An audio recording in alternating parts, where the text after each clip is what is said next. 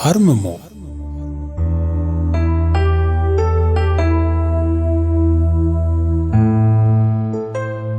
ደራሲ ዶክተር ኤልያስ ገብሩ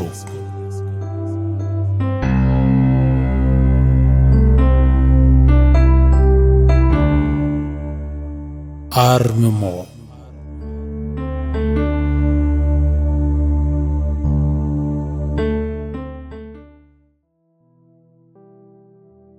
ምዕራፍ 8 ዮጋ ዮድ ዋሊያ ሜሮን በፍቅር ውስጧ ሲማስን የኖረችለትን ልጅ ሌኩንን ስታቀፍ ውስጧ በሐሴት ተምነሸነሸ። ያልተከረከመ ጸጉሩ፣ ያልተቆረጠ ጥፍሩ፣ የማያውድ ጠረኑ ደንታም ሳይሰጣት ጥብቅ አድርጋ አቀፈችው። አቀፋት። ላያቸው ሰው የሚላቀቁ የሚለያዩ አይመስሉም ነበር። አንድ አካል አንድ አምሳል ሆኑ። በገረጣው ደረቱ ላይ ሆና እንዴት እንዲህ ሊመቻት እንደቻለ አንድዬ ብቻ ነው የሚያውቀው። የፍቅር ፍላሚንጎች እንዴት የጥንድ ዳንስን እንደተማሩ እንዴትስ አብረው ውሃ ላይ መሮጥ እንደቻሉ እሱ ብቻ አይደለም የሚያውቀው። ትንሿ ሴትዮ ሜሮን በሌኩን ደረት ላይ ልክ እናቱ ላይ እንደተመቻቸ ጨቅላ ሕፃን ልጥፍ ብላ ሐሴት አደረገች። እዚህ ደረጃ ላይ የሚደርስ ደስታ እንዳለ ያወቀችው ራሱ ዛሬ ነው። ፍቅር ግን ምን አይነት ትንግርት ነው ስትል ከራሷ ጋር አጥብቃ ተጠያየቀች። እዚያው በሰመመን እንደተንጋለለች ስለ ፍቅር ማሰብ ጀመረች። በፍቅር ውስጥ እንዲህ ሰምጬ ዋኛለሁ ብላ በፍጹም አስባ አታውቅም። ስትሰምጥ ግን ብዙ ነገሮች ድሮ ከምታለመው በላይ ሆነው ነው ያገኘቻቸው። ይህች አይነት ደስተኛና ሰላማዊት ሜሮን መኖሯን ራሷ አታውቅም ነበር። ለካስ እውነተኛ ፍቅርን ስታገኝ አጋርህን ሳይሆን ራስህን ነው የምታገኝ። ተደብቆብህ የኖረውን ብፁዕ ማንነት ነው በፍቅር ጠምደህ ጎትተህ የምታወጣው። እውነተኛ አፍቃሪ ሐዘንህን በደስታ ድካምህን በብርታት የሚቀይር ያንተ አካልና ምሳሌ ነው።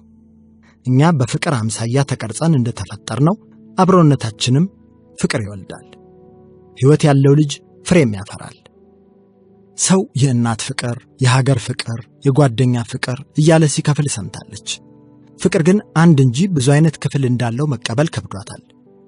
ምክንያቱም ፍቅር ውክልናው ይለይ እንጂ መነሻው አንድ ሲሆን እሱም ፈጣሪ ነው።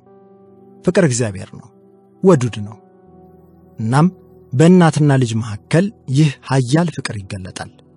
በጓደኛ መካከል ይህ ኃያል ፍቅር ይገለጣል። በወንድና በሴት መካከል ይህ ኃያል ፍቅር ይገለጣል። በሀገርና በዜጋዋ መካከል ይህ የፍቅር ንጹሕ ኃይል ብቅ ጥልቅ እያለ ልብን ያሞቃል። ፍቅርና መገለጫዎቹ ልክ በሶኬት በኩል እንደሚመጣ ኤሌክትሪክና ኤሌክትሮኒክሶች ያለ ተምሳሌትነት አላቸው። ከመብራት ኃይል አመንጭ ግድቦች አንድ የኤሌክትሪክ ኃይል ይበተናል። ይሄው ኃይል በረዣዥም ስልክ እንጨቶች በኩል አልፎ በየቤቱ ይገባል። በሶኬቶቻችን በኩልም ወደ መሳሪያዎቻችን ይፈሳል። ሶኬቱ ላይ ፍሪጅ ከሰካንበት ኃይሉ ቅዝቃዜ ሆኖ ይገለጣል። ስቶቭ ከሰካንበት ኃይሉ ሙቀት ሆኖ ይገለጣል። ቴሌቪዥን ከሰካንበት ምስልና ድምጽ ሆኖ ይገለጣል። ስልካችንን ከሰካንበት ባትሪውን ይሞላልናል። እንዲሁ እያለ አንድ አይነት የኤሌክትሪክ ፍሰት ቮልቴጅና ከረንት የተለያየ መልክ ይዞ ይገለጣል። ፍቅርም እንዲሁ ነው። ኃይሉና ምንጩ አንድ ፈጣሪ ቢሆንም በብዙ መልኩ ይገለጣል። ይህ ኃይል ግን ንጹሕ፣ ምቾቱን የማያስቀድም፣ ከራሱ በላይ የሌሎቹን ደስታ የሚያስበልጥ ጠቢብና አዛኝ የሆነ ፍጹም መንፈስ ነው። ለዚህም ነው ፍቅር የሚለው ቃል ከመዋደድ፣ ከመላመድ፣ ከመማረክ፣ ከመከጃጀልና አብሮ ከመኖርም በላይ የገዘፈ የረቀቀ ነው የሚባለው። ሌላው ቀርቶ በመለያየት ውስጥ እንኳ ፍቅር ሊኖር ይችላል። ይህ ተጻፈ እንጂ ብዙ ሐሳቦች በአእምሮዋ እየመጡ አልፈዋል። ሜሮን በዚህ ሐሳብ ሰረገላ ስትጋልብ ቆይታ እንቅልፍ ሸለብ አደረጋት። ይሄ ዘማም እንቅልፍ ባያልቅ ምንኛ ደስ ባላት።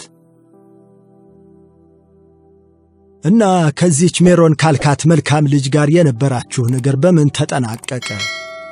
አሉ ደጉ አረጋዊው ከሌኩን አጠገብ በጥንቃቄ እየተቀመጡ። ሌኩን እኚህ ደግ አርሶና አርብቶ አደር ዘንድ ከተሸሸገ 5 ቀናት አለፉት። በቂ እረፍትና ምግብ በማግኘቱ ትንሽ ነፍሱ መለስ ቢልም ቁስሉ ግን ይበልጥ እያመረቀዘና እያበጠ መጥቷል። እንደ ልቡ ለመንቀሳቀስም ስላገደው ሰፊውን ጊዜ ከአልጋው ተኝቶ ነበር የሚያሳልፈው። ግን ብዙም አልደበረውም። ያቺ ትንሽዬ ልጅ እየመጣች ታጫውተዋለች። እሳቸውም በየመሃሉ እንዲሁ እየመጡ ታሪኩን ይተርክላቸዋል። እናም ዛሬም ሰዓታቸውን ጠብቀው መጥተው ከጎኑ ተቀመጡ። ከሜሮን ጋር ቀጥሎ ያለውን ታሪክ እንዲነግራቸውም ጠየቁት። ሌኩንም ከህመሙ ጋር እየታገለ የመጨረሻዎቹን የዕድሜ ክፍሎች አጫወታቸው። ከሜሮን ጋር ያሳለፋቸውን እነዚያን ፍጹም ንጹሕ፣ ሰላማዊና በፍቅር የተሞሉ ሳምንታት ሲያወራላቸው ከህመሙ ሙሉ ለሙሉ የተፈወሰ ይመስል ፊቱ ፍክት ብሎ ነበር። ቀስ በቀስ ግን ፊቱ እየዳመነ ሄዶ መናገር የማይችል ደረጃ ደረሰ። ሽማግሌው ሰው እንደ ልቡ መናገር እንደተሳነው ስለተረዱ ታግሰው ይጠብቁት ገቡ። ኤረር ተራራ ግርጌ ስር ዶክተር ሶፎንያስ የ7 ቀን የቤት ሥራውን በተቀበለ በመጀመሪያው ቀን ምሽት ላይ አንድ ጅብ እያደባ እሱ ወዳለበት ዋሻ ቀረበ። ይሄው የተራበ ጅብ እያነፈነፈ ወደ ተቀመጠበት ተጠጋ። አይኑን ጨፍኖ በተመስጦ ውስጥ የሚዋልለው ሶፎንያስ የተጋረጠበትን አደጋ ሳይረዳ በምናብ መንዶልዶሉን ቀጥሏል። ቀድሞም ከርሱ ያልጠረቃው ጅብ የሰው ሥጋና ደም ሲሸተው ይበልጥ ረሃቡ አገረሸበት። ለሐጩን እያዝረበረበ ሰተት ብሎ ገባ። ስንቱን ምስኪን የዘነጠለበትን ጥርሶቹን አሹሎ ወደ ሶፎንያስ ሲመዘዝ ትንፋሹ ገረፈውና ሶፎንያስ አይኖቹን ገለጠ። ከፊቱ በለኮሰው ኩራዝ ነበልባል በጨረቃይቱ የብርሃን ነጸብራቅ ታግዞ ከፊቱ የተሰየመውን አስፈሪ አውሬ ተመለከተ። የሾለ ጥርስ፣ የሚያለከልክ ምላስ፣ የፈጠጡ አይኖች፣ የሞትን ጨረር የሚረጩ ስጋበል ፍላጻዎች። ለማመን ቢከብደውም አስፈሪውን ትርጓሜ ግን አእምሮው ነገረው። ሶፎንያስ በጅብ ልትበላ ከጫፍ ደርሰሃል አለው። ጊዜ የለውም። በድንጋጤ ፍንጥር ብሎ ተነሳ። ጅቡም ምንም ጊዜ ሳያባክን ሮጥ ብሎ ተጠጋው። ሶፎንያስ እየሸሸ ወደ አንድ ጥግ ላይ ተለጠፈ። ማምለጫ በሌለው ሁኔታ አጣብቂኝ ውስጥ ነበር ያለው። በማያውቀው መንደር ረዳት በሌለበት በጨለማ ድባብ ውስጥ በጅብ ተበልቶ ሊሞት እንደሆነ ሲያስበው ነፍሱ ተጨነቀች። አያጅቦ ሶፎንያስ ላይ ሊከመር ዘለለ። በቅጽበት ከየት እንደመጣች ያላወቃት ዋሊያ በድንገት ከሶፎንያስ ፊት ቆመች። ሰፍ ብሎ የመጣው ጅብ አንገት ውስጥ የዋሊያዋ ቆልማማ ቀንድ ሲሰነግ ከዓይን ይፈጥን ነበር። ጅቡ ከአንገቱ ደም እየተንዣረረ ትንሽ ተንገዳገደና ከመሬት ተዘረረ። ሶፎንያስ እየሆነ ያለው ነገር በሙሉ ቅዠት እየመሰለው አንዴ ዋሊያዋን አንዴ የሞተውን ጅብ ሲያይ ቆየ። ሶፎንያስ ጅቡ የፈጠረበት ፍርሃት ሲቀልለት የሰሜን ተራራዋ ዋሊያ በዚህ ሰዓት እንዴት እዚህ ተገኘች ብሎ ተወዛገበ። ወደ ቀልቡ ተመልሶ ሳይጨርስ 10 ገደማ የሚሆኑ ጅቦች ያሉበት የጅብ መንጋ እሱ ወዳለበት እየገሰገሱ ሲመጡ ተመለከተ። ቅድም የመከተችለት ዋሊያም ወደሱ ተጠግታ መንጋውን የፈራች መሰለች። ያኔ ነበር አንድ ቀይ የማርሻል አርት ጋውን የለበሰ ሰው ከዋሻው መግቢያ ላይ የተከሰተው። ከየት እንደመጣ ማንም መናገር አይችልም። ብቻ 2 እግሮቹን ግራና ቀኝ አራርቆ ከፍቶ በግራ እጁ ረጅም በትር ይዞ ቀኝ እጁን ደግሞ እንደ ሻሞላ ሞርዶ ከዋሻው መግቢያ ላይ ቆሞ አየው። ጅቦቹም አቅጣጫቸውን ቀይረው ወደ ሰውየው ገሰገሱ። ልክ ካጠገቡ እንደደረሱ ሰውየው ሽቅብ ዘሎ ወደ ላይ ተንሳፈፈና በያዘው በትር ተመርኩዞ አስማታዊ በሚመስል ሚዛን ቀጥ ብሎ ቆመ።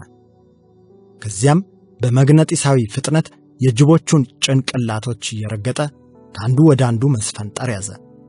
ወደ ኋላ ተከርብቶ ከመሬት ቆመና በልዩ ጥበብ እንደ እንዝርት እየሾረ ጅቦቹን በክርንና ተረከዙ ነራረታቸው።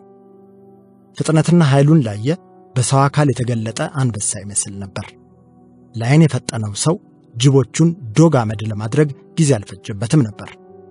ያላሰቡት ዱብዳ የገጠማቸው ጅቦችም እያነከሱም እየዳሁም እየሮጡም ከአካባቢው በፍጥነት ሸሹ። ሰውየው ፍልሚያውን ሲፈጣጠም መዳፎቹን አገጣጥሞ ራሱን አረጋጋና በረዥሙ ተነፈሰ። ወደ ሶፎንያስ ዞሮም በአንክሮ ከተመለከተው በኋላ ሙሉ ቀይ ልብሱን እያስተካከለ ወደሱ መጣ። ካገጩ ላይ ቁልቁል የተንጠለጠለውን ረዥም ሪዝ እየደባበሰ ካጠገቡ በርከክ ብሎ ለመስገድ የተዘጋጀ አማኝ መስሎ ተቀመጠ። ወንድም ሶፎንያስ አለው ቆፍጠን ባለ ድምፅ። አቤት መለሰ ሶፎንያስ ሙሉ ለሙሉ ፍርሃቱ ባይለቀውም። ከቀድሙ ግን አሁን ተረጋግቷል። አሁን ያደረግኩትን ሁሉ እያየህ ነበር? አዎን አለቃዬ፣ በጣም የሚያስደንቅ ነገር ነው ያየሁት። ማለት እንጃ፣ እንደዚህ አይነት እንቅስቃሴዎችን ያየሁት ምናልባትም በቻይና የካራቴ ፊልሞች ላይ ነው አለ ሶፎንያስ መገረሙን በፊቱም ገጽ ላይ እያንጸባረቀ። እንደዚያ ሊሆን ይችላል። ሙሉ በሙሉም ባይሆን ይህ ጥበብ ካራቴ ወይም ማርሻል አርትስ የሚሉት መጠሪያዎች ይገልጡታል። እንዳየኸው ጠቃሚ ክህሎትም ነው። እኔን ግን የገረመኝ ማለቴ እርስዎ በዚህ ቦታ እየኖሩ ይህንን መሰል ጥበብ እንዴት ሊካኑ ቻሉ ሲል ጠየቀ። እባክህን አንተ በለኝ። ለመሆኑ በመጀመሪያ እዚህ ኗሪ መሆኔን በምን እርግጠኛ ሆንክ? አሁን ያለንበት የተቀመጥንበት የምናወራበት ንቅፈ መገለጥስ እውነተኛ ወይስ ምናባዊ ለመሆኑ ምን ማረጋገጫ አለ? ሶፎንያስ ዘለግ ያለ የዝምታ ቆይታ ከወሰደ በኋላ እኔ እንጃ አለ። ብዙም በጥያቄ አትባዝን። በየትኛውም እውነታ ወይም ሪያሊቲ ውስጥ ብንገኝ ዋናው ነገር ማወቅ ያለብንን ማወቃችን፣ መሆን ያለብንን መሆናችን ነው። የሆነ ሆኖ ይሄ ማርሻል አርት ወይም ካራቴ የተሰኘ ጥበብ አንተ እንደምትለው ከኛ የራቀ ወይም የፊልም ጥበብ አይደለም። በፊት ኖረንበት ለሌሎችም አውርሰነው እኛ ግን የረሳነው ጥበብ ነው። እንግዲህ 7ቱን የአርምሞ ደረጃዎች ለመውጣት ወስነህ እስከተነሳ ድረስ ይህንን የመጀመሪያ እርከን በወጉ ላስረዳ አሉና ራሳቸውን አመቻቹ። ይህ የመጀመሪያው ደረጃ ይባል እንጂ እጅግ ብዙ ኪኖችን፣ ኪን ማለት ብልሃት ወይም ፍልስፍና ያዘለ እርከን ነው። ሌሎቹ 6 እርከኖችም ከዚህ እርከን ጋር ተቆራኝተው የሚገለጡ ናቸው። ይህንን እርከን ልክ እንደለበስኩት ቀይ ቀሚስ በእሳታዊ ስሜትና ደመነፍስ ልትወክለው ትችላለህ። በታችኛው ህብለ ሰረሰር የሚመሰል ከአራስነት ጀምሮ ከአባለ ሕዋስ ወይም ጎናድስ የሚመነጭ ወንዴ ሆርሞን ወይም ቴስቴስትሮን መር ስድ ንዴትና ግፊተ ፍትወት ወይም አንገር ኤንድ ሴክሹዋል ድራይቭ ይመሰላል። ይህንንም በወጉ መርገጥና ማጎልመስም ሌሎቹን ደረጃዎች ለመቆናጠጥ እንደ መሠረት ያግዛል። እንግዲህ እንደምታውቀው የእኛ ነፍስ ሥጋና አካል በተሰኘ ውስን መገለጥ የመገኘት ብልቃጥ በኩል ነው መሬት ላይ ንቡርነቱ የሚረጋገጠው። በዚህ የሥጋ መገለጥ በብዙ መልኩ መከወኑን እንደ እንስሳ ካሉ ከሌሎች ፍጥረታት ጋር የምንጋራቸው ነገሮች ቢኖሩንም ሰው ለመሆን በተቻለን ጸጋ መሠረት ይህንን እርከን ከሌሎች ፍጥረቶች በተሻለ መልኩ ተክነንበት ወደ ላይኛው ደረጃ መግዘፍ እንችላለን። እንደዚህኛው እርከን ላይ ያሉት አብዛኛዎቹ ነገሮች ከሥጋና ስሜት ለመኖር ካለ ፍላጎትና ሞትን ከመፍራት ጋር የተሳሰሩ ናቸው። እነዚህን ነገሮች ምን ምን እንደሆኑ ማወቅ ይቻል ይሆን ብሎ ጠየቀ ሶፎንያስ። አዎን፣ መብላት፣ መጠጣት፣ መሰረይ፣ መራባት፣ ልጅ ማሳደግ፣ መልበስ፣ አምሮ መታየት፣ መኖሪያ ስፍራ ማበጀት፣ ጠንካራ መሆን፣ ራስን ከጠላት መከላከል፣ ጤንነትን መጠበቅ፣ የትዳር አጋር ማግኘት፣ በመንጋ መታቀፍ፣ የመኖሪያ ክልልን ማስከበር የመሳሰሉትን መጥቀስ ይቻላል። እንግዲህ አንተም ማስተዋል የምትችለው ሁሉንም ከላይ የጠቀስኩልህን ነገሮች እንስሳትም ማድረግ ይችላሉ። ነገር ግን ሰው ለመሆን እነዚህን ነገሮች የምታደርግበትን ከፍ ያለ ጥበብ መላበስ አለብህ። ከላይ የጠቀስኩልህን ሁሉንም መሠረታዊ የሥጋ ፍላጎቶች ለማሟላት የነቃ የሰው ልጅ የተሻለ መንገዶችን ይጠቀማል። አመጋገባችን፣ አለባበሳችን፣ ትዳር አመሰራረታችን፣ ቤት አገነባባችን፣ በአጠቃላይ አኗኗራችን በእውቀት በማስተዋልና በዕቅድ የተሞላ መሆን አለበት። ለምሳሌ ቅጥ ባጣ አመጋገቡ፣ ከመጠን ባለፈ አልኮልና ሲጋራ አወሳሰዱ የአካል ክፍሎቹን ክፉኛ የጎዳ ሰው ወደ ቀጣዮቹ የሰውነት እርከኖች ከፍ ለማለት ጉዞውን በእጅጉ ያከብደዋል። ለዚህም ይመስላል የጥንታዊ የኢትዮጵያ ወይም የአፍሪካውያን ስልጣኔዎች ለአካል ብቃት እንቅስቃሴ ለሚበሉትና ለሚጠጡት ነገር ከፍተኛ ትኩረት ያደርጉ የነበረው። እንግዲህ ቅድም ያየኸውና ያስገረመ ከእነዚህ ጥበቦች አንዱ ነው። ልብ ብለህ አድምጠኝ ወዳጄ። ይህ የሥጋ ልህቀትና የጦርነት ጥበብ ካህ ራህ ቴ ነበር የሚሰኘው። በጥንታዊው ኬሜት ቋንቋ ካህ ማለት የአካልና መንፈስን ልዕለ ኃይል የሚገልጥ ካህ ምላክ የተገለጠ ጥበብ ሲሆን ራህ ማለት ደግሞ የበራህ የነቃ የጠራህ መሆንን የሚያመለክት ነው። የመጨረሻዋ ቃል ቴ ደግሞ እጅና እግርን መጠቀምን ይገልጻል። ለዚህም ይመስላል አሁንም በአማርኛው እጀቴ፣ ማጀቴ መያዣን፣ በኦሮምኛው እጀቴ እርግጫን የሚገልጹ ቃላት ሆነው ይገኛሉ።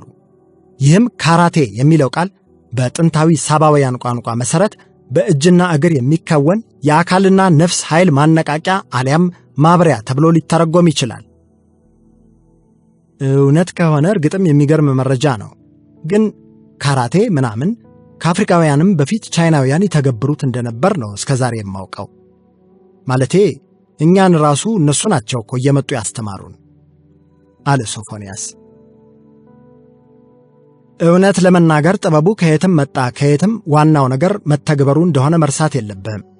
ነገር ግን በተለይ አሁን ያለው የእኛ ማኅበረሰብ ካራቴን ጨምሮ እንደ ዮጋና ሜዲቴሽን ያሉ ጥበቦችን እንደ ባዕድ ነገር የማየት የተሳሳተ አስተሳሰብ ስላለው ሥረ መሠረቱን ማሳወቁ ጠቃሚ ይመስለኛል። መቼም የኋላው ከሌለ የለም የፊቱ አይደል ቢሉ። እንግዲህ የካራቴንም ሆነ የዮጋ የውሹንም ሆነ ምስራቃዊው ሜዲቴሽን ምንጭ ከመመርመራችን በፊት ስለ ቻይና ቀደምት ስልጣኔ መስራች ጥቁሮች መነጋገር ያለብን ይመስለኛል። የቻይናን ስልጣኔ የመሠረቱት የመጀመሪያዎቹ ሰዎች ጥቁሮች እንደነበሩ በቻይና ታሪክ ውስጥ በሚገባ ተመዝግቦ የሚገኝ እውነታ ነው። እነዚህ ቀደምት ጥቁሮች ሊ ሚንግ ትርጉሙም ጥቁር ራስ ያላቸው ሰዎች ተብለው ይጠራሉ። ከዚህ በተጨማሪ ቻይናውያንን ከጎግ ማንጎግ ለመጠበቅ የተገነባው ታላቁ የቻይና ግንብ በጥቁሩ ንጉሥና ነቢይ አቀርኒቲሁ ወይም ዘልቀርኒያን እንደተገነባ ብዙ ማስረጃዎች አሉ። ይሄ የአሁኒቷ ቻይናን የመሠረታት ዚንግ ቂን በኖረበት ዘመን፣ መጽሐፈ ያሻር ኢትዮጵያዊው እስያኤል ምድር ላይ ከኖረበት ዘመን ተመሳሳይ ነው። የቻይና መጠሪያ ስም መነሻ ራሱን ብናይ ቺን ከሚለው የመጣ ሲሆን ይህም የተገኘው ቂን ከሚለው የዚንግ ቂን ስም እንደሆነ ይነገራል። እዚያ ላይ ዙል ቀርኒያን ከሚለው ስም ከቻይናውያን ስርወ መንግሥት መሥራች ዚንግ ቂንን ጋር ተመሳሳይ ነው። ቀርኔን ማለት በራሱ በግዕዝና በትግርኛ ቀንድ ማለት ነው። ይህም በሁለት የምድርና የሰማይ ጥበብ ቀንዶች ተቀርጾ ከሚገኘው ጥቁር ሐውልት ጋር በእጅጉ የሚመሳሰሉ ናቸው። ከዚህም በተጨማሪ የዙና ዢያ እና ሻንግ ስርወ መንግሥት መሥራቾችም እነዚሁ ገራሚ ጥቁር ኢትዮጵያዊና የአሁኖቹ አፍሪካውያን ናቸው። እነዚህ ጥቁሮች በሞንጎል ወረራ ተውጠውና አህጉሪቱን ለቀው ቢወጡም አሁንም በደቡብ ምስራቅ ኤዥያ ባሉ የፓሲፊክ ደሴቶችና ከህንድ በስተደቡብ ባሉ ኖርዝ ሲሲሊ ደሴት ውስጥ እየኖሩ ይገኛሉ አለና ማስተሩ እግሮቹን ይበልጥ አነባብሮ ተመቻቸ። በረጅሙ ትንፋሽ ወስዶም በዝግታ አስወጣ። ሶፎንያስም የንግግሩን ሐዲድ እንዳይስት በማሰብ በዝምታ ታግሶ ጠበቀው። ባለዝናውና ከ4900 ዓመታት በፊት የኖረው ጥቁሩ ፉ ሲ ሻንግ ስርወ መንግሥት ናኪ ተብሎ ይጠራል። ና ብላክ፣ ኪ ማን ለቻይናውያን ከአይ ቻንግ ወይም ቡክ ኦፍ ቼንጅ በተጨማሪም የአፍሪካውያን ጥበብ የሆነውን ማርሻል አርት እንዳስተማራቸው ይነገራል። ዮጋ፣ ሜዲቴሽን፣ ኩታ ዲፌንደር ኦፍ ፋሮ በኋላ ኩንታው በሚል የተቀየረ የማርሻል አርት ጥበብንም ከአፍሪካውያን ወይም ጥንት ኢትዮጵያውያን ቀስመዋል። ምን መሰለ፣ የኛው ትውልድ እውነታውን ይርሳው እንጂ ግሪኮች ሳይቀሩ የዚህን ስፖርት ባለቤት በሚገባ ጽፈዋል። ሄሮድስ እንዳለው ራምሲስ ሁለተኛ ጥቁር ግብፅንና ኢትዮጵያን ከማስተዳደሩ በፊት እንደዚህ አይነት ጥበቦች እንዳሉት ይጠቅሳል። ጆን ግሮምባክ ዘ ሳጋ ኦፍ ደ ፊስት በተባለው መጽሐፉ እውነታውን በግርድፉ ገልጾታል። ጃፓኖችም የመጀመሪያዎቹ ሳሙራይ ጥቁሮች ነበሩ ይላል። ሳሙራይ ቱ ቢ ብሬቭ መስት ሃቭ a little black blood የሚሉት አባባላቸው ምናልባትም ለምስክርነት ሳይረዳን አይቀርም። በተጨማሪም ምሳሌ ኦሊምፒክን ብንመለከት መጀመሪያ ግሪኮች እንደፈለሰፉት ያለ እፍረት ይሰበካል። እውነቱ ግን ጥንት ኢትዮጵያውያን አፍሪካውያን እንደ መዝናኛ ውድድር ይገለገሉበት እንደነበር መዛግብት ብሎም የማይታበዩት ጥንታዊ የፒራሚድ የግድግዳ ላይ ስዕሎችና ጽሑፎች ይነግሩናል። እርግጥም የመጀመሪያዎቹ የሻኦሊን አለቃዎች ጥቁር አፍሪካውያን ነበሩ። ይህ ምናልባት ለብዙዎች ላይዋጥ የሚችል ሐቅ ይሆናል።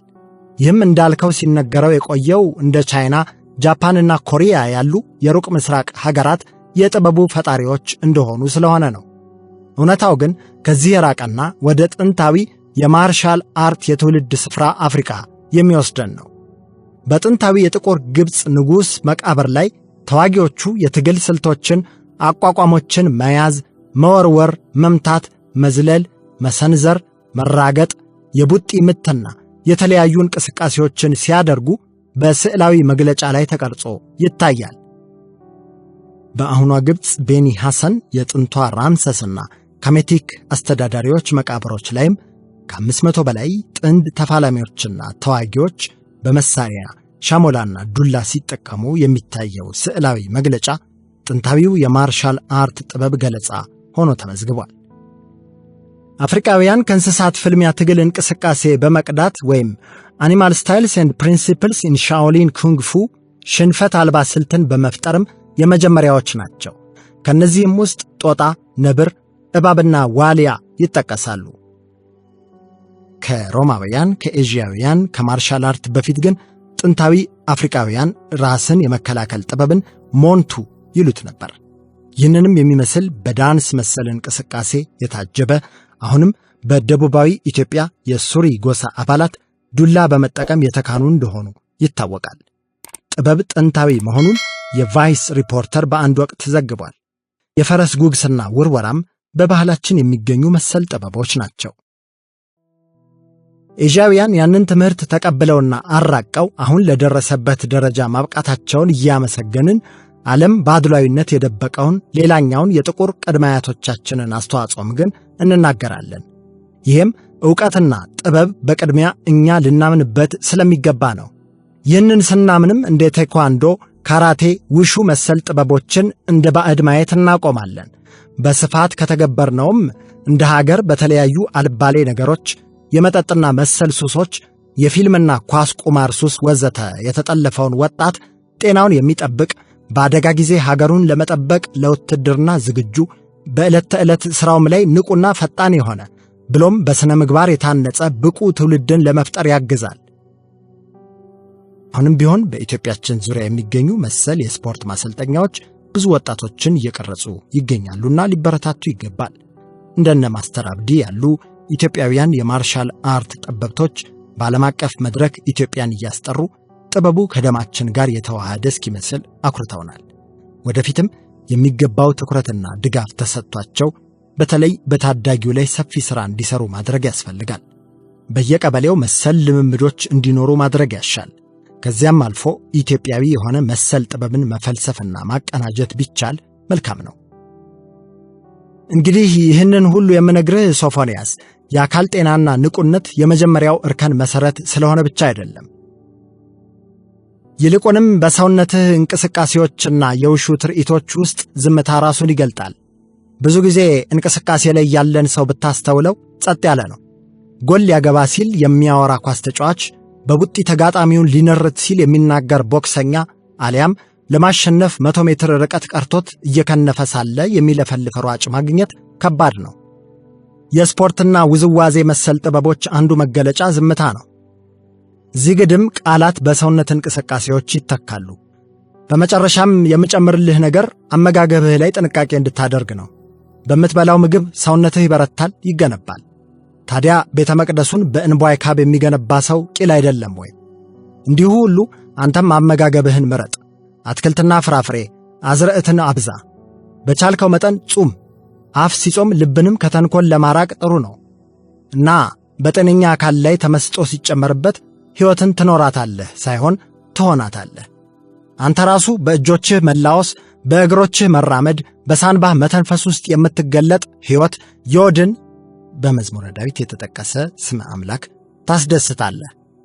ንቁ፣ ብቁ፣ ጠንካራና ብርቱ ትሆናለህ አለና በአትኩሮት ከተመለከተው በኋላ ከወዲያኛው ገደል ላይ የቆመችው ዋሊያ ትታያለች ሲል ጠየቀው። ሶፎንያስም ወደ ጠቆመው አቅጣጫ ዞር ብሎ ዋሊያዋን ካያት በኋላ በግርምት አዎን፣ አየር ላይ ነው እንደ ቆመችው ብሎ መልሶ ጠየቀው። ዋሊያዋ ሽቅብ ካሾጠጠው አለት ላይ ተቆናጣ ላያት የእውነትም በተአምር አየር ላይ የቆመች ትመስል ነበር። አየር ላይ አይደለም የቆመችው ወዳጄ፣ ግን ይቺ ንቁና ደፋር ዋሊያ በራስ መተማመኗ እጅግ የጠነከረ ስለሆነ ፈጣሪ የሰጣትን መክሊት ተጠቅማ ከገደልና ተራሮች ወገብ ሳትወድቅ ትራመዳለች። ዋሊያዎች መንፈሳዊ የጽናት ሕይወትን የሚወክሉ የብርታት ዋልታዎች ናቸው። ብዙ ቅዱሳንም በአርምሞ ውስጥ ሳሉ በዋልያዎች ታጅበዋል። ከልባቸውም ኢትዮጵያዊ ብርቅዬ እንስሳት ናቸው። ባይገርምህ ብዙ ጊዜ በአውሮፓ አገራት ሊያራቧቸው ሞክረው አቅቷቸዋል። ሌላዋ የዝምታና አርምሞ ተምሳሌት እንስሳም ንስር ናት። ስለ ንስርና ዋልያ አብዝታ አስብ አለና በኩራት ዋልያዋን አያት። ከዚያም ያጣጣፋቸውን እግሮቹን አፍታታ። በዝግታም ተነስቶ ከፊቱ ቆመ። ሪዙን እየዳበሰ ደግሞ ቁልቁል ሶፎንያስን አስተዋለው። እንግዲህ የመጀመሪያውን እርከን ዕውቀት በመጠኑም ቢሆን ካስገነዘብኩህ ዘንዳ አሁን በምናብህ የትውስታ ምህዳር ውስጥ በርካታ መሰል ጥበቦችን እንድጭንልህ ፈቀድልኝ ሲል ጠየቀው። ሶፎንያስም እኔ ምን ገዶኝ በሚል የስምምነት አይነ ልቦና አስተዋለው። ሰውየውም በእጁ ይዞት በነበረው በትር ግራና ቀኝ ትከሻዎቹን መታ መታ አደረገው። ቀጥሎም አይንን የሚያንጠባርር እፍጋታዊ ብርሃን ሲለቅበት ራሱን ስቶ ተዘረረ። ዶክተር ሶፎንያስ ወደ ነፍሱ ሲመለስ ድሮ የማያውቃቸውን ብዙ የአካል ብቃትና ራስን የመከላከል ጥበቦችን ያውቅ ነበር። ኤልሳ ከፍ ካለው ኑሮዋ ከላይኛው መስኮቷ ቆማ ከድሮ የዝቅታ ጎጆዋ ውስጥ ሁለት ወጣቶች ተቃቅፈው ሲወጡ አየች። አይኖቿን አላመነቻቸውም። አተኩራ ብታጣራ እውነትም ራሳቸው ናቸው። ልቧ ዝቅ አለባት። ለይኩን እኮ ነው ሜሮንን አቅፎ የወጣው። ኤልሳ እንደሆነ ነገር አደረጋት። ተቆነጠነጠች፣ ተብከነከነች፣ ተብሰለሰለች፣ ተንጨረጨረች። እንደምንም ግድግዳ እየተደገፈች ወደ አልጋዋ ቀናችና ከግርጌዋ ቁጭ አለች። ስላየችው እየሆነ ስላለው ካርማ በሂንዱ ሃይማኖት ያለ አስተምሮ ሲሆን ማንኛውም የሰራኸውም ጥሩም ይሁን መጥፎ ነገር ተመልሶ በሆነ መንገድ አንተኑ እንደሚያገኝህ የሚጠቁም ቃል ነው። ሁሉም ሰው የዘራውን ያጭዳል እንደማለት። በሐሳብ ሙግት ገጠመች። ሜሮንን እኮ ተወዳታለች ማለት ተወዳት ነበር። በዚህ ብርሃን ብዙም ባልጎበኘው ሕይወቷ ውስጥ ጓደኛዋ ብርቅዬ ፋኖሷ ነበረች። በማይረዳት የቅርብ ሩቅ ቤተሰብ ውስጥ ስታድግ ያጣችውን ፍቅር በመጠኑም ቢሆን ከሷ አግኝታለች። የሆዷን የምትነግራት ሚስጥረኛዋ አመነች። ዛሬ ግን ታደርጋለች ብላ ያልጠበቀችውን ነገር ስታደርግ አገኘቻት። በታምር ይሆናል ብላ ያልጠበቀችው ሆነ። የሰው ልጅ የጣለውንም ቢሆን ሲያነሱበት አይወድም የሚሉት ብሂል ዛሬ ገባት። ኤልሳ በግልጽ የነገ ምቾቴን ሊሰጠኝ አይችልም ብላ ነው ለይኩንን የራቀችው። ከምትጠላው ድህነት የመውጫ ትኬቷ አበጋዝ እንደሆነ አምናለች። ዛሬ ለይኩንን ከሜሮን ጋር ስታየው ግን የሆነ የማታውቀው የቅናት ስሜት ደምስሮቿን ተቆጣጠራቸው።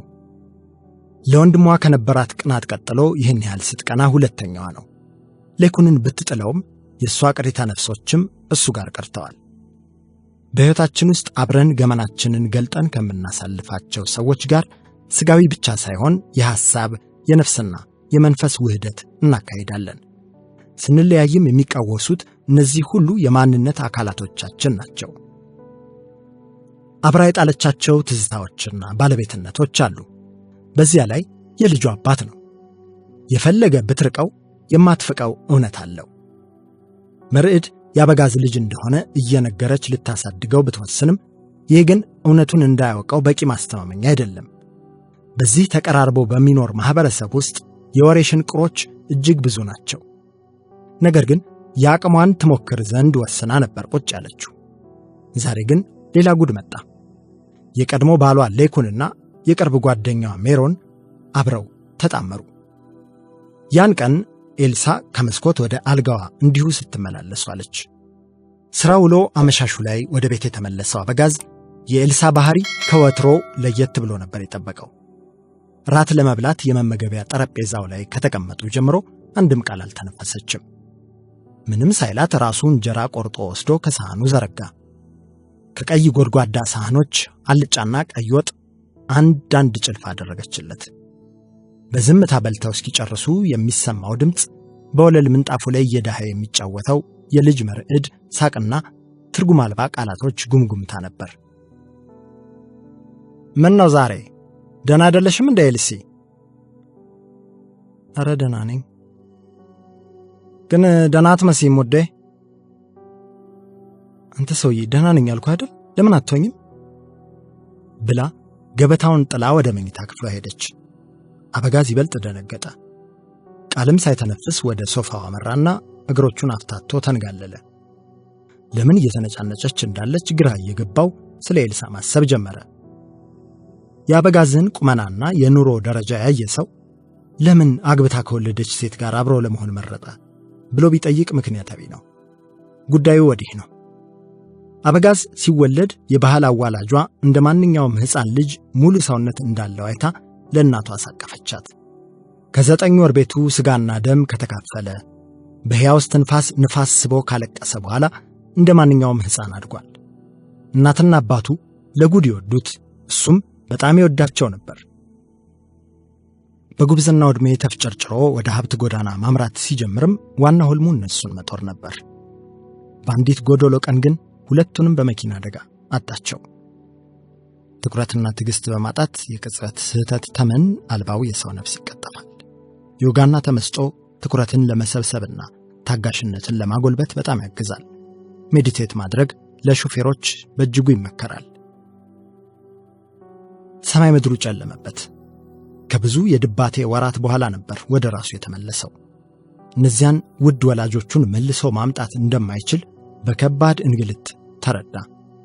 ከብዙ መብሰልሰል በኋላም ከአንድ ውሳኔ ላይ ደረሰ። የራሱን ቆንጆ ቤተሰብ መስርቶ ወላጆቹ ለሱ ያሳዩትን ፍቅርና እንክብካቤ ለልጆቹ መድገምን ግቡ አደረገ። ብዙም ሳይከርም አንዷ ዓይንና ልቡ ያረፈባትን ኮረዳ ግብቶ ተጠቃለለ። ፍቅርና ደስታ ዳግም ወደ ሕይወቱ ተመልሰው ነበር። ነገር ግን ቀስ በቀስ ነገሮች መቀያየር፣ ጭቅጭቆችም መበራከት ጀመሩ። የጥላቸው ምንጭም አንድና አንድ ነበር። ወደ ተባረከው የትዳር ሕይወታቸው ልጅ ሊመጣ አልቻለም። ቢሉ ቢሞክሩ፣ ቢታገሱ፣ ቢያማርሩ፣ ቢሳሉ፣ ቢገዘቱ ልጅ የሚባል ነገር አልሆናለ። ለችግሩ መፍትሄ ቢያጡለት በስተመጨረሻ በዘመናዊው ሕክምና ምርመራ አካሄዱ። ውጤቱም ከልጅ ማፍራት አለመቻል ባለፈ ትዳራቸውን የሚያፈርስ ሆነ። አበጋዝ የወንድ የዘር ፍሬው ልጅን ማፍራት የማይችል ልፍስፍስ እንደሆነ ተነገረው። የመጀመሪያ ሚስቱ ታዲያ ለተወሰነ ጊዜ ስትግደረደር ከቆየች በኋላ ለልጅ ወግ ካላበቃኸኝ ካንተ ጋር ምን እሰራለሁ ብላ ጥላው ሄደች። ለነገሩ የዕለት ተዕለት ጭቅጭቆቹም ትዳራቸውን የአሉታዊ ስሜቶች መፈንጫ አድርገውት ነበር። አንዳንዴ ሰርክ ከማይፈቱ የጭቅጭቅና የትዳር ንትርኮች ተብሎ ተለምኖ የማይሆን ከሆነ መለያየት የተሻለ መፍትሄ ነው። በተለይ በመሃል ልጅ ከሌለ የሁለቱም የግል ሕይወት በመጣላት እርግብግቦሽ መቀመቅ ከሚገባ የጋራ ተቋማቸው ቢፈርስ ይቀላል። አበጋዝ ከሷ በኋላ በጋብቻ 2 ሚስቶችን ከጋብቻ ውጪ 2 ሴቶችን አሳምኖ ቤተሰብ የመመስረት እቅዱን ሊያሳካ ቢሞክርም ልጅ መውለድ ባለመቻሉ የእምቧይ ካብ የሆነ ፈራርሶበታል። በስተመጨረሻም ቤተሰብ የመመስረቱን ጉዳይ ተስፋ ቆርጦበት ወደ ሥራው ዞረ። ብርቱ የልጅ ፍላጎቱን ለማስቀየስ ሀብት ወደ ማካበቱ ትኩረት አደረገ። የሥራ እድገቶችንም አግኝቶ ነበር። ሰው ስትሆን ግን የሌለህ ነገር ያምራሃል፣ ያለህ ነገር ደግሞ ይሰለችሃል። ዝንት የማይሰለች አንድዬ ብቻ ነው። ልጅ እንደ ጉድ ያማረው አበጋዝም ምኞቱን እንዳዘለ ዕድሜውን ቆጠረ። ብዙ አማራጮችን ቢሞክርም የሚሳካ ነገር አልሆነም። ልጅ ያላቸው ጓደኞቹ የሱ ልጅ ፍለጋ መባዘን ትርጉም አይሰጣቸውም። አንተ እኮ ተምረሃል፣ በዚያ ላይ ገንዘብ አለ፣ ምን ያስጨንቃል? ፈታ በል ይሉታል። በተቃራኒው አንዳንድ እናቶች ደግሞ የሕፃን ልጅ አንገት ስር ሽታ ነፍስን ያድሳል እያሉ ችግሩን ሳያውቁ ያጓጉታል። በሁለቱም ዋልታዎች ግን የሱ አቋም አንድ ነው፣ ልጅ ይፈልጋል። ሞክሮ ሞክሮ አልሳካ ቢለው ታዲያ በራሱም በኑሮም ተስፋ መቁረጥ ጀመረ። ይህ ደግሞ ቀስ በቀስ ጨካኝ ሰው እያደረገው ነበር። በራሱ ላይ፣ በሌሎች ላይ፣ በሀገር ተስፋ ላይ መጨከን አበዛ። ለማን ስል ነው የምሠራው? ለማንስ ስል ነው የምለፋው? ለሚሉት ጥያቄዎች መልስ ስላጣ ለነገ ብሎ የሚሠራና የሚኖር ሰው መሆን አልቻለም። ልጅና ሕሊና ከሌለህ ከራስ በላይ ንፋስ ለማለት ቅርብ ትሆናለህ። ሀገር ኖረች አልኖረች፣ ከሰረች ወደቀች፣ ቆረቆዘች፣ ያንተ ጥቅም እስካልተነካ ድረስ ደንታም አይሰጥህም። አበጋዝም እንዲሁ በልቼ ጠጥቼ ተዝናንቼ በምቾት ኖሬ በምቾት ልለፍ እንጂ ምን አገባኝ የሚል አይነት ሰው ሆነ። በትምህርቱና ልፋቱ የተቆጣጠረውን ስልጣን እንደ ልቡ መዘወር ጀመረ። የመንግስት ብር መዘበረ፣ ሙስናውን አደራው፣ በጉቦ ብር ኪሱን አሳበጠ፣ ቤት ሰራ፣ መኪና ገዛ፣ የባንክ ደብተሩን ቋት አጨቀ። አዲስ የሰራው ቤት ውስጥ በገባ በሳምንቱ ግን ኤልሳን ከልጇ ጋር ተቀምጣ አያት። ለዘመናት ተለይቷቸው ኖሮ ዛሬ ያገኛቸው ሚስትና ልጁ መሰሉት። እየሮጠ ሄዶ ሊያቅፋቸውም ዳርቶት ነበር።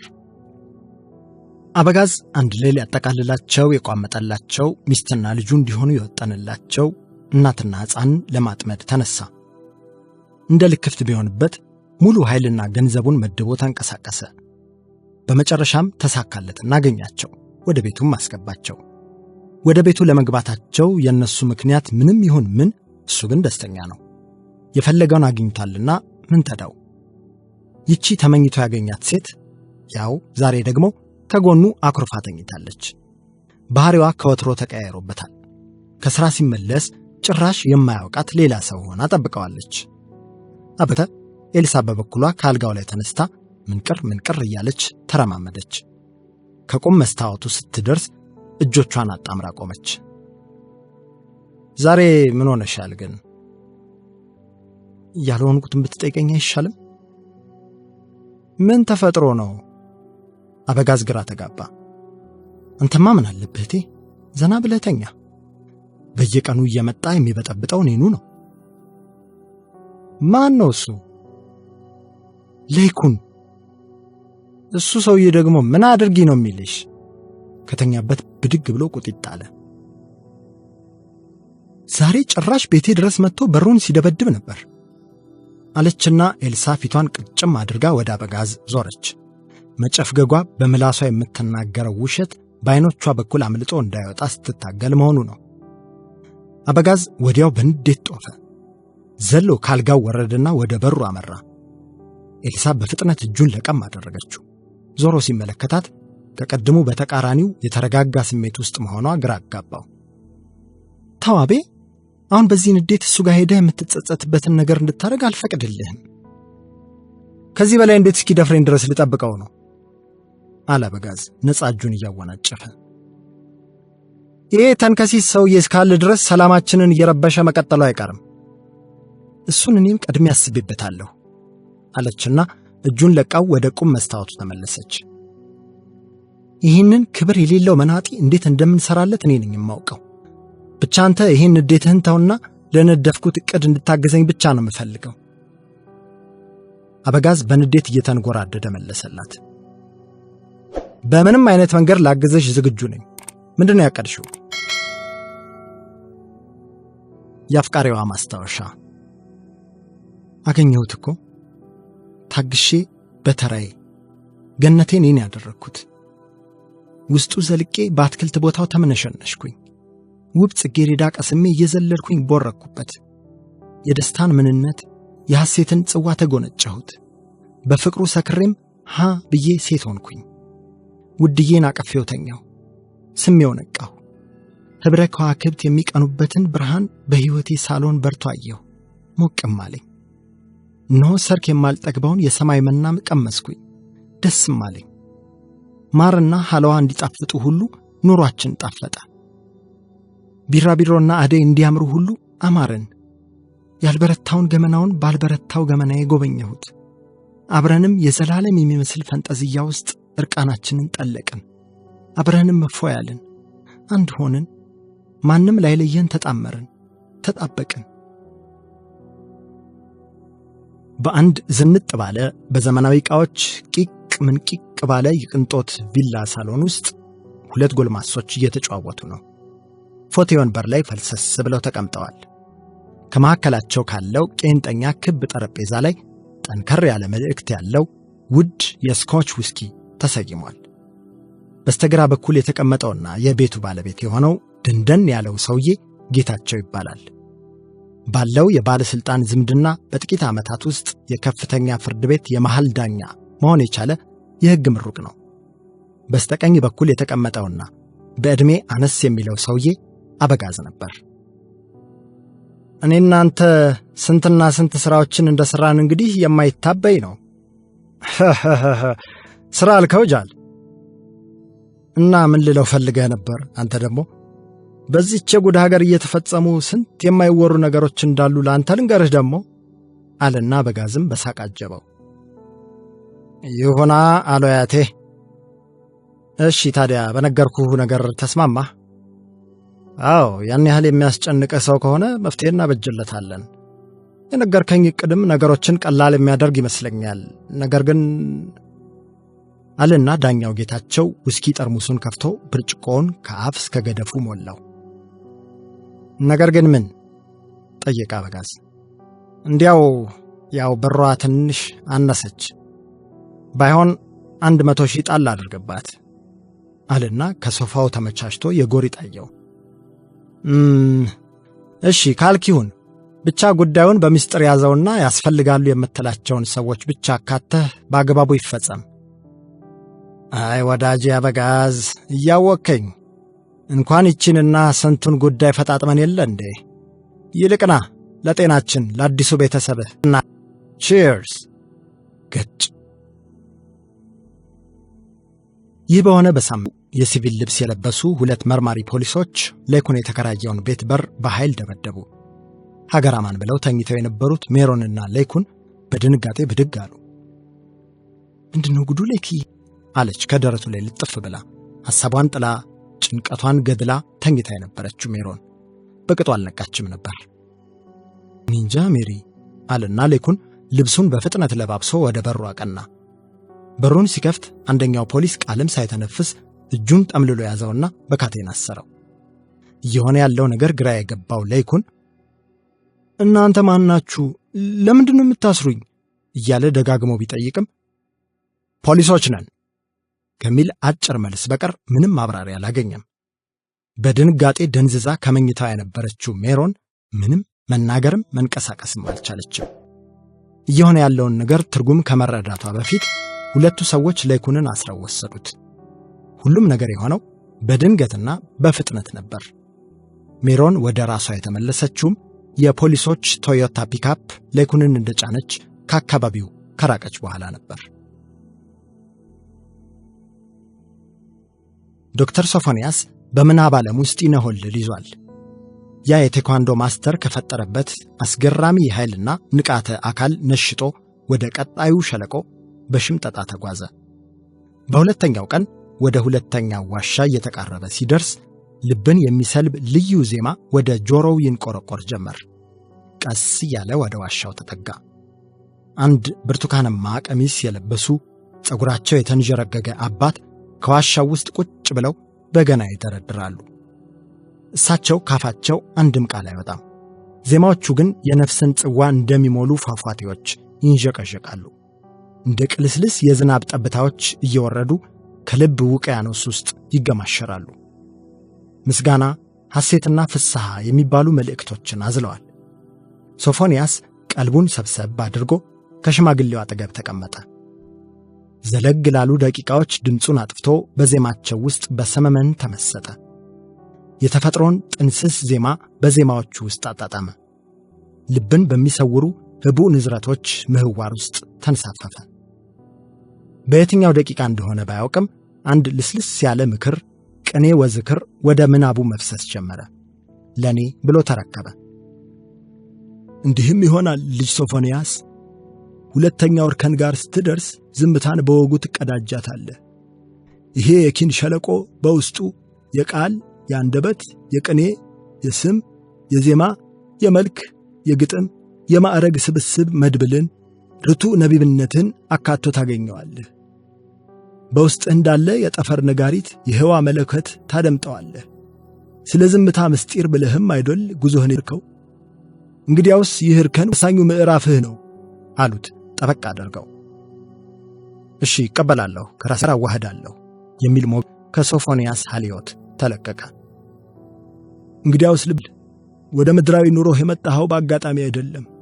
ሕይወት የተሰጠህ ለፈተና ለፍርቱናም ነው። ዕለት ተዕለት የሚገጥሙህ የኑሮ መሰናክሎችም የቃልና የተግባር መፍትሄ ይሻሉ። ታዲያ በዚህ ሂደት ውስጥ አንጎል በላይኛው ህብረ ሰረሰር ሲወከል፣ የሁለተኛው እርከን ቆንጽላ የሆኑት ደግሞ ኩላሊትና ከበላዩም ያለው አድሬናል ከኩላሊቶቻችን በላይ ባለ ስብ ተሸፍኖ የሚገኝ እጢ ናቸው። በጭንቀትና ፈተናዎች ጋር ተያይዞ በጭንቀትና በፍርሃት ጊዜ ከአድሬናል እጢ የሚመነጭ ሆርሞን የሚባል ሆርሞንም ዋነኛው መልእክተኛቸው ነው። ከአደጋ ለማምለጥ አሊያም አደጋን ለመጋፈጥ ታስቦ የሚመነጭ ሲሆን በተጨማሪ ፍርሃቶች፣ ጭቅጭቆችና ትናንሽ ጸቦች፣ ንዴትና ብስጭቶች እንዲሁም ሌሎች የስሜት ዋልታዎችን ይፈጥራል። ይህን የቅርብ ክፍለ ዘመናት የሕክምናው ዓለም ግኝት የቀደሙ የጥበብ አባቶች ያውቁት ነበር።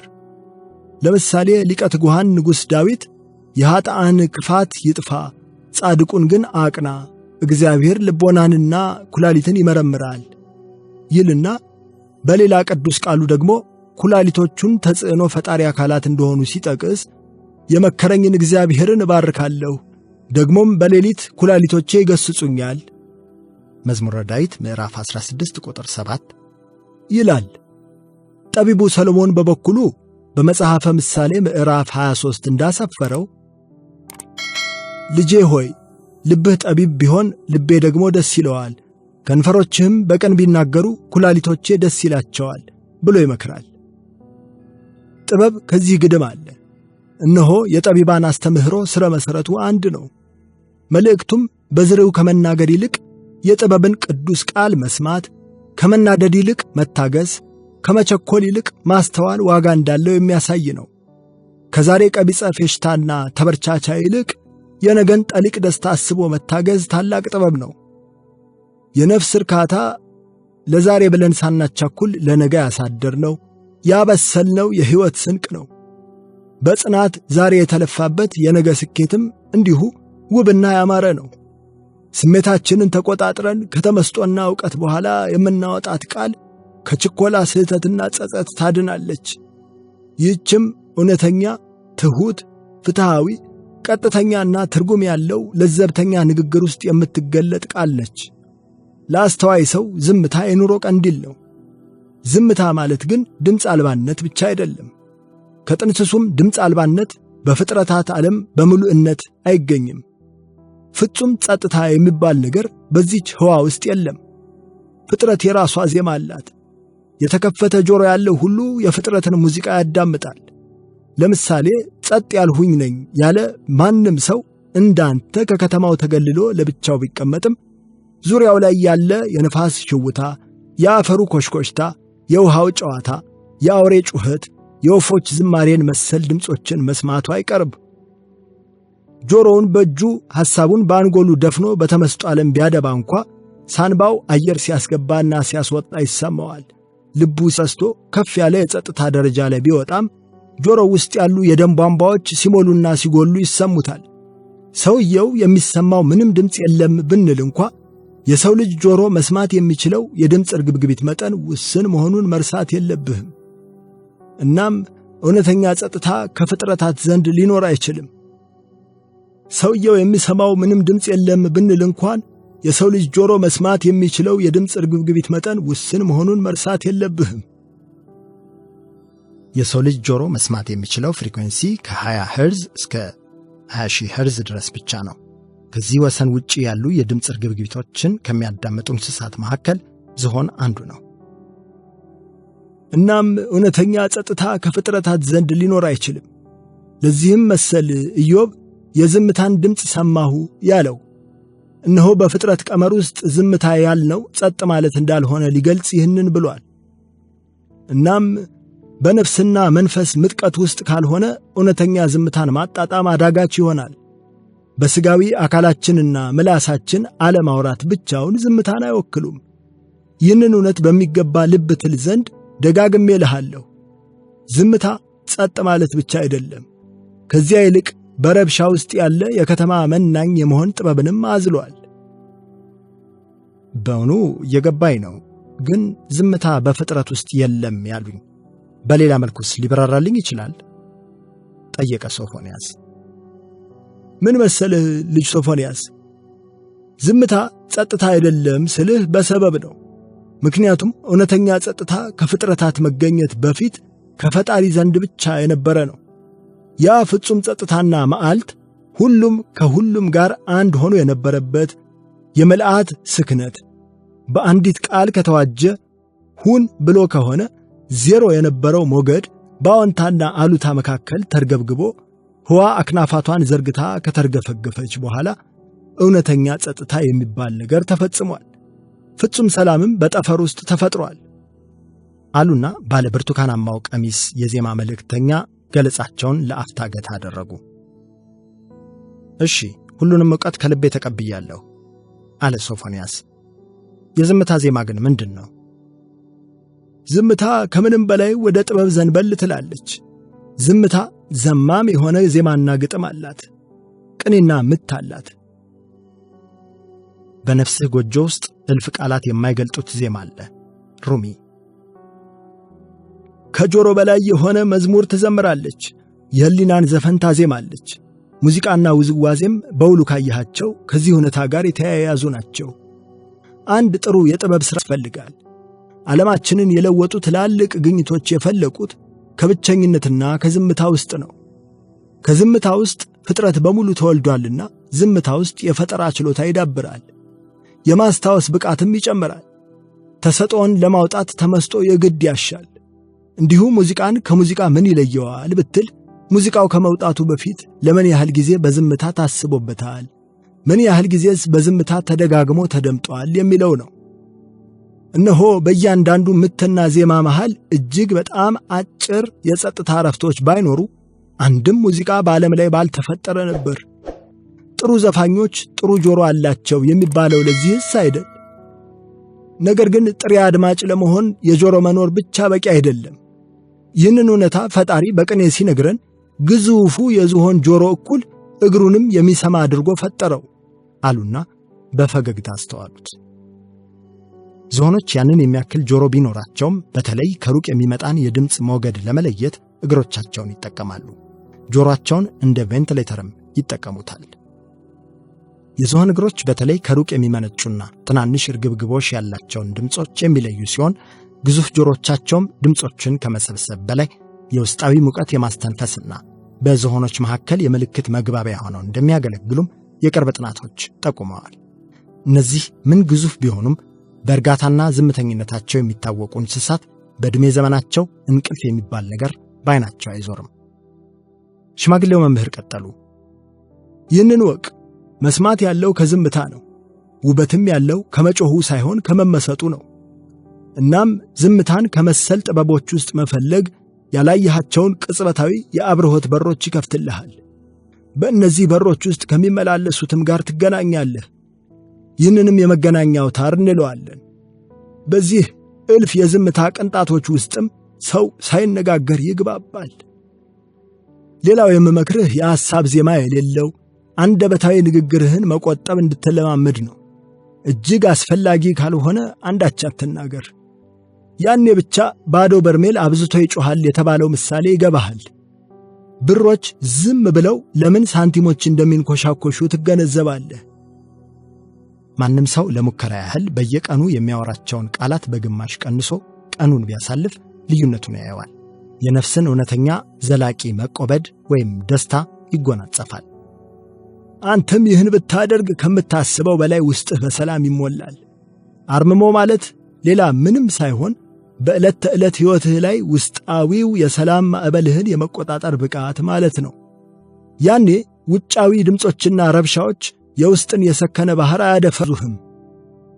ድግምት ማለት አንድን ነገር እየደጋገሙ በማሰብ በመጥራት በማድረግ ወደ እውነታ የመቀየር ሂደት ነው። በተለይ ባለንበት ዘመን እንደ ቲቪና ሞባይል ባሉ አውታራት ሕዝብ ይደገምበታል፣ አሊያም ሳያውቀው ሂፕኖታይዝ ይደረጋል። አንድን ውሸት ወይም ስህተት የሆነ ተግባርም ሆነ መረን የለቀቀ ባህሪ በተደጋጋሚ ለሕዝቡ በማሳየትና በማሰማት ሰው ጉዳዩን ትክክለኛና እውነተኛ እንደሆነ እንዲያምን ይደረጋል። ለምሳሌ በልብ አንጠልጣይ ፊልም ልቡ የዋጀጀ ሰው በፊልሙ ውስጥ የሚከሰቱ ነገሮችን ሳያስበው ሙሉ በሙሉ ወደ ኋለኛው ወይም አመክንዮ የማይሻው ሰብኮንሽየስ አእምሮ ክፍል ያጠራቅማል። ይህንን የድግምት መንገድ ከሚጠቀሙት መካከል ትልልቅ ዓለም አቀፍ የዜና ተቋማት የሚጠቀሱ ሲሆን የውሸት ወሬን እንኳን በድግግሞሽ ብዛት እውነት አድርገው መስበኩን ተክነውበታል። እናም የምናይ የምንሰማና የምናምነውን እንምረጥ። አንተ በአርምሞ ወገድ ውስጥ ስትቀዝፍ ቃላቶችህ ዋጋና ውበት ይኖራቸዋል። በየቦታው የሚዘሩ ርካሽ ልፈፋዎችም አይሆኑም። እንደ ዕንቁ የከበሩ እንደ ወርቅ የነጠሩ ዘላለማዊ ዝማሪዎችን ይመስላሉ እንጂ። እናም ከማይረባ ቃል ውብ ዝምታ እጅጉን ይሻላል። ያማረ ውስጣዊ የዜማ ዥረትም በውጫዊ ጩኸት አይደፈርስም።